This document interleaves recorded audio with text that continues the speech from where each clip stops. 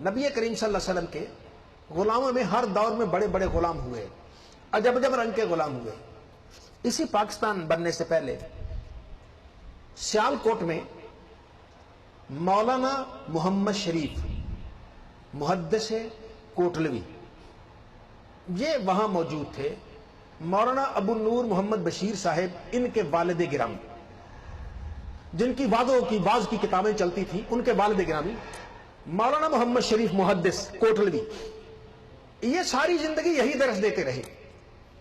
اللہ کے نبی کرم کرنے والے، اللہ کے نبی رحمت کرنے والے، نبی کریم صلی اللہ علیہ وسلم عنایتوں کی بارش فرمانے والے مولانا محمد شریف محدث کوٹلوی رحمت اللہ تعالی علیہ درس دیتے تھے، بعض و نصیحت کرتے، زندگی گزر گئی، آخر عمر میں آپ کو فالج ہو گیا۔ یہ آخر عمر میں تکلیف ہو جانا، فالج ہونے کسی اچھے اور برے ہونے کی نشانی نہیں۔ نیک بیمار ہوتے ہیں یا بد بیمار ہوتے ہیں، یہ اچھا اور برا ہونے کی کوئی نشانی نہیں، باہر اللہ کی تقدیر ہے۔ جیسے ادھر ہندو اور سکھ تھے، انہوں نے شور مچا دیا اپنے گردواروں پہ، مندروں میں، کہا مسلح روزانہ کہتا تھا میرا نبی یہ کر سکتا، میرا نبی وعظ و نصیحت کرتا تھا، اس نے ہمارا ناک میں دم کیا ہوا تھا، اور تیرا نبی کدھر گیا؟ کیوں نہیں کہتا اسے آ کر ٹھیک کر دے؟ انہیں تانے دیے، یہ سنتے رہے۔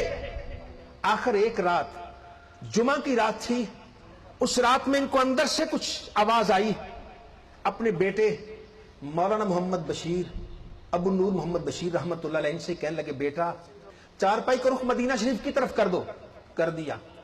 روتے روتے عرض کرتے، یا رسول اللہ، یا نبی اللہ، میں تو رب کی تقدیر پر، رب کی رضا پہ راضی تھا، غیر مسلم یا ہندو سکھ تانا دے رہے، مسلمانوں کا نبی کچھ نہیں کر سکتا، مسلمانوں کا نبی کچھ نہیں کر سکتا، سرکار نظر کرم کر دیجئے۔ روتے روتے اسی عالم میں وہ سو گئے۔ سوتے ہی انہیں محسوس ہوا جیسے گھر کی سامنے کی دیوار ختم ہو رہی ہے، یہ فاصلے سمٹ رہے ہیں، یہ شہر، یہ صحرا، یہ دریا، یہ سب کچھ ختم ہو رہا ہے۔ وہیں بیٹھے بیٹھے کوٹلی لوہارا میں انہیں گنبد خضرا نظر آ جاتا ہے، انہیں سنہری جالیاں نظر آتی ہیں، سنہری جالیوں سے نکلتا نور نظر آیا۔ انہیں ہوش اس وقت آتا ہے جب ان کے گھر کی ہر اینٹ کہتی ہے، السلام علیکہ یا رسول اللہ، السلام علیکہ یا نبی اللہ، السلام علیکہ یا خیر خلق اللہ۔ یہ صدائیں بلند ہو گئی۔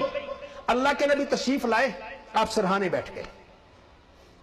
فرمایا، محمد شریف کیا بات ہے؟ یا رسول اللہ تانے دے رہے۔ میں کوئی بات نہیں، آ گیا ہوں۔ آپ نے اپنا چہرہ، ہاتھ مبارک ان کے چہرے پہ رکھ دیا، ایسے انگلیاں چہرے پہ رکھ دی اور ان کو دعا دے کے چلے گئے۔ سرکار چلے گئے، آنکھ کھلی تو بیٹا پاس ہی تھا۔ کہیں گے بیٹا تم نے کچھ دیکھا؟ عرض کی ابا میں نے کچھ نہیں دیکھا سوائے آنکھوں سے آنسو نکلتے دیکھے، باقی کچھ نہیں نظر آیا۔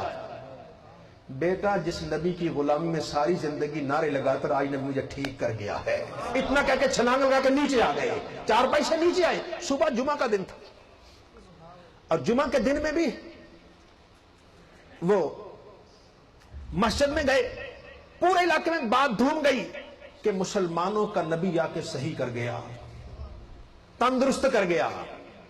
اب وہ مسلمانوں کا نبی آ کے صحیح کر گیا، تندرست کر گیا، مسجد بھر گئی۔